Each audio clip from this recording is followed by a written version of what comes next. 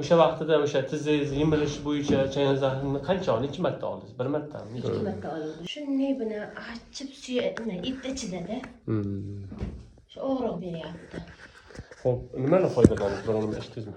Hech narsani qilganman, faqat meni vazelin surtib yuraman. O'sha joyga, ha? Ha.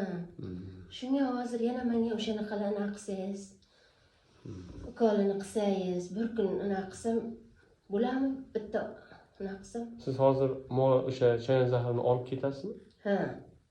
Qarayman, bir olishda bir 4-5 ta olsam bo'ladimi? Belimni ham olishim kerak. Bo'lsak bo'ladi-da. Necha grammdan qilinadi? Hozir 37-dan boshlaymiz. 30 yo 40 dan. Lekin bir qoqshata og'riq berishi mumkin. Hozir ana ko'p joylarim shunga og'riyapti-da. Yo'q, qarang, hozir agar bo'ksadan bo'lsa bitta beldan oling. Bitta bel. Yana yarimni beldan, yarimni boshqa yerdan qilish kerak. Oldin tizza yemirish bo'yicha bo'luvdimi? Tizzadan oluvdingiz, ha? Ikkita tizzamdan oldim. Ikkita tizzadan oldim. Belimdan ham oldim. Belimni ham yemirish bo'lganda men ularni olib keldim. Sizga o'sha ular bilan qiluvdingiz-da, o'shasini bir ko'ruvdingiz-da qog'ozimni. Tizzaniki og'riqlar yaxshi ketdi. Sal-pal bor. Ha. O'shani hozir ko'ynim, o'zimni ko'ynim. Yana shu tizzalarimdan ham olsam, sharqdan olsam, belimga olsam. Qarang, bunday bo'ladi. O'sha hozir og'riq bor tarafingiz qayerda ko'proq tizzangizniki? O'sha bel bilan ikkiga tizzaga bo'lsak bo'ladi, keyin safar bu tizzaga qilsak bo'ladi. Hozir 37 sani, 47 sani bo'lish mumkin, lekin birdan 40 qila olmaymiz-da. 30 dan olsangiz bo'ladi. Yana kelishim kerakmi? Bir 2 martami, 1 marta olib ketasiz. Yo'qsa o'zingiz yoqda qiladigan biron kishi bo'lsa, o'zingiz uyda qildirsangiz bo'ladi. Ha, qildirsam. Men sestrani qildirsam bo'ladimi? Agar qo'rqmasa. Ko'p olmay qilmaymiz deyaveradi. Qarang, biz hozir Toshkentga ko'chib ketganmiz-da.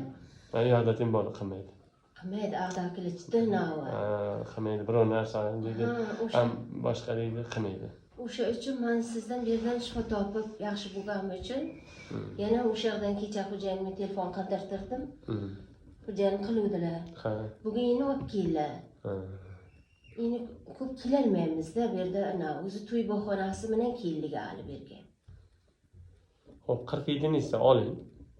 Bitta beldan ikkita tizdan 3 joyga bo'lsin bo'lmasa. Mana bo'lmaydi bu yerda. O'sha beldagi boradi o'sha yerga. Boradi. Ha, boradi. Ha. Ikkita tizda. So'ng bir anavi ham bordi, doktor.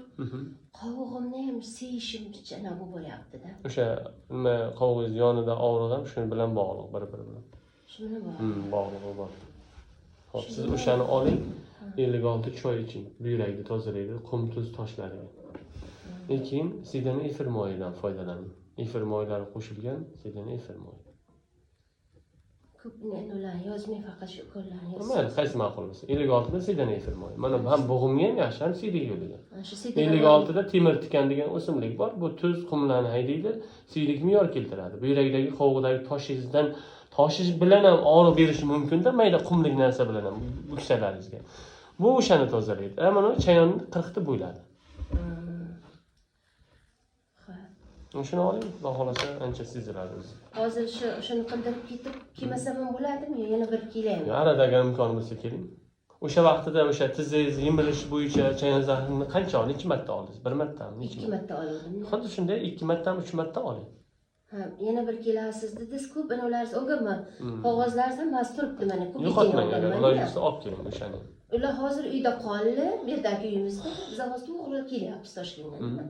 Hozir 40 oling, yana arada kelib keting yana. Seshanba kunlarga agar vaqtingiz bo'lsa, dushanba kungami. Ha, kelmasam bo'lmaydi. Xo'jayinim hozir aytdi, bir marta kelamiz deb aytgan dedilar, endi shuni. Ya doktor aytdi, ko'proq ekan, e'tibor qilayotganman, yana bir marta kelib ketayotgan deb aytingda.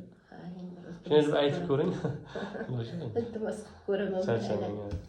Sog' bo'ling. Xo'p, shifo bersin, kasal bo'lmang. Hozir mistraga ko'rsatib, mana qilyapti.